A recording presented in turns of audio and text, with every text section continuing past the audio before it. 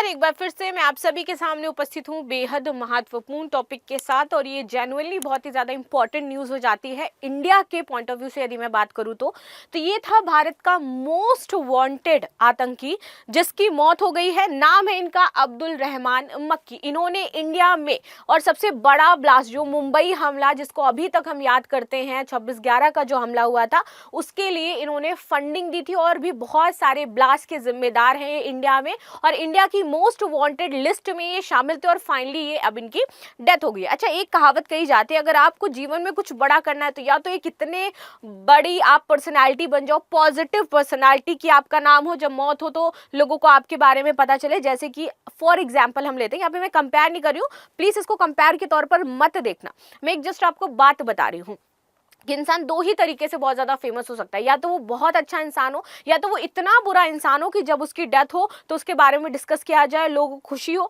और कुछ लोग ऐसे होते हैं अगर उनकी डेथ होती है तो दुख होता है। सो जैसे मनमोहन सिंह जी की मृत्यु हुई, हम सभी बहुत ज्यादा दुखी उनकी मृत्यु को लेकर के। और सेकेंड आप देखिए कि अब्दुल रहमान मक्की की मौत हुई, जिसके बारे में हम डिस्कस कर रहे हैं। और दोनों पर्सनालिटी बहुत अलग है। एक बहुत अच्छा ऐसा इंसान जिसने इंडिया की इकोनॉमी को बूस्ट किया, और दूसरा एक इंसान जिसने इंडिया में बहुत सारे ब्लास्ट करवाए हैं, इंडिया की मोस्ट वांटेड लिस्ट में शामिल था। तो इनकी मौत हुई तो हम बात कर रहे हैं। तो ये दोनों, मैं आपको ये समझाने का प्रयास कर रही थी कि जब वो कहा जाता है ना कि भैया हमें बहुत अच्छे काम करने चाहिए ताकि हमें लोग याद रखें, और या तो इतना बुरा काम करो कि लोग आपको याद रखें, तो इन्होंने इतने ही बुरे काम किए थे, इस वजह से इनकी बात हम कर रहे हैं। अब हम इनके बारे में थोड़ा सा समझेंगे, लेकिन इससे पहले आप सभी के लिए एक सूचना भी है। सूचना क्या है कि मुखर्जी नगर आपका वापस से ओपन हो गया है, सभी सुरक्षा मानकों और सुविधाओं के साथ। न्यू ईयर ऑफर दिया जा रहा है आपको अप टू 75%। यहाँ पर आपको जो जीएस है ओनली मात्र 55,000, जीएस प्लस इसी साइड 60,000 और वीओडी जीएस मात्र 50,000 में मिलेगा। फर्दर इन्फॉर्मेशन के लिए आप क्या कर सकते हो, 9555-124-124 पर कांटेक्ट कर सकते हो। ठीक है, आगे आ जाते हैं। सो अब्दुल रहमान मक्की भारत के मोस्ट वांटेड आतंकी लिस्ट में शामिल थे। ये इनकी मौत हो गई है मुंबई हमले के साजिशकर्ता, इनको बताया जाता है मुंबई में आपका जो हमला हुआ था उसके ये साजिशकर्ता थे। ठीक है, आगे आ जाते हैं। मुंबई हमले में कथित मास्टरमाइंड हाफिज सईद के साले ये हैं, और प्रतिबंधित जमात उद दवा के उप प्रमुख हाफिज अब्दुल रहमान मक्की की शुक्रवार को लाहौर में दिल का दौरा पड़ने से मौत हुई है। जमात उल दावा जेडीओ के अनुसार प्रोफेसर अब्दुल रहमान मक्की पिछले कुछ दिनों से बीमार थे। लाहौर के एक निजी अस्पताल में शुगर, जो मधुमेह जिसको हम कहते हैं, इसके बाद उनका इलाज चल रहा था। जेयूडी के एक अधिकारी की पीटीआई ने बताया कि मक्की को आज सुबह दिल का दौरा पड़ा और उनकी मृत्यु हो गई। कौन है आखिर अब्दुल रहमान मक्की जिनके बारे में हम बात कर रहे हैं? देखिए, अब्दुल रहमान मक्की को हाफिज अब्दुल रहमान मक्की के नाम से जाना जाता है, और उनका जन्म पाकिस्तान के पंजाब प्रांत के बहावलपुर में हुआ था। अब ये कहना बिल्कुल भी गलत नहीं है कि मोस्ट जो आतंकी हैं वो पाकिस्तान से ही आते हैं। ठीक है, क्योंकि पाकिस्तान में इनका जन्म हुआ है, पाकिस्तान इनको संरक्षण देता है।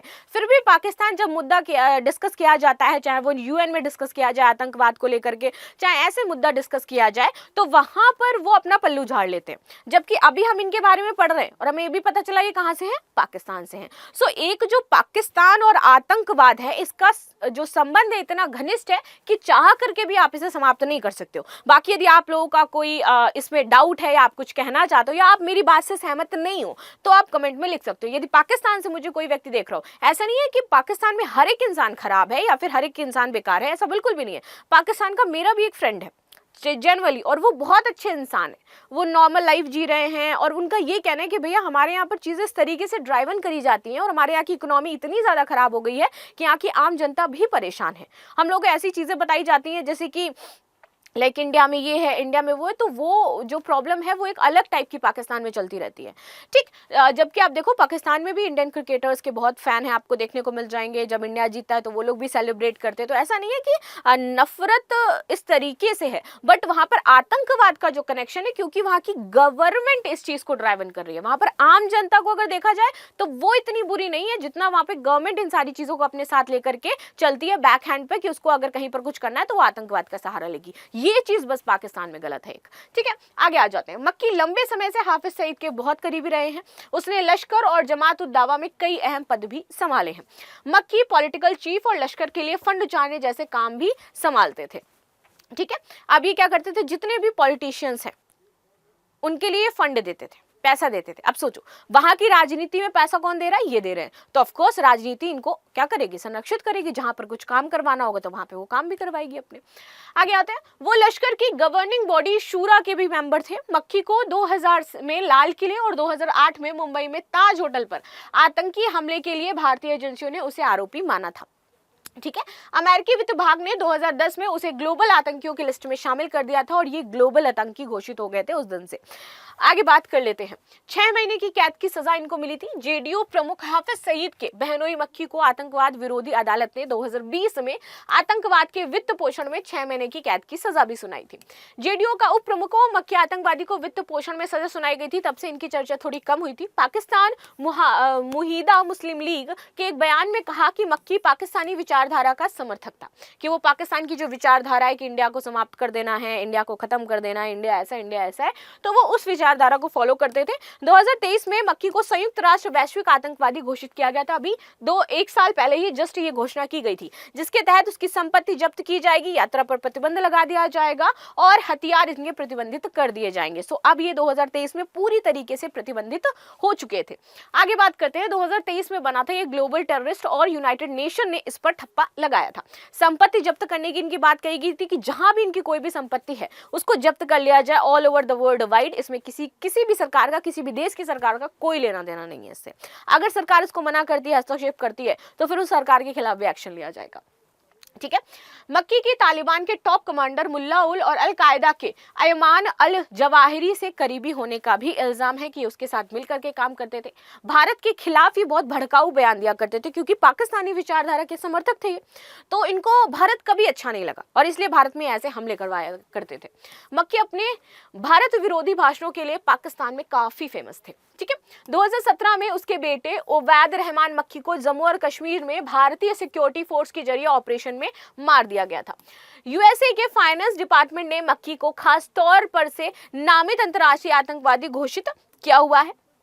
आगे आते हैं, मुंबई जो हमला हुआ था उसमें इन्होंने पैसा फंड करवाया था कि कैसे कैसे लोग जाएंगे, कैसे कैसे इसका सारा काम होगा, हथियार कैसे आएंगे, तो सारा का सारा जो फंडिंग था इनके द्वारा करवाया गया था।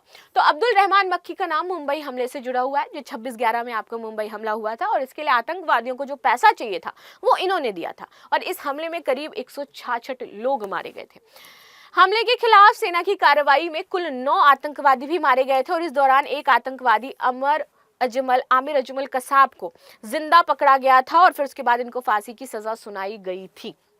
ठीक है, सो ये उसके बाद वो पूरा जो अजमल कसाब है ये बहुत ज़्यादा चर्चा में रहते हैं, इनसे बातें करी जाती हैं, डॉक्यूमेंट्री बहुत सारी बनाई गई हैं 26/11 को लेकर के, आप चाहें तो सुन सकते हैं।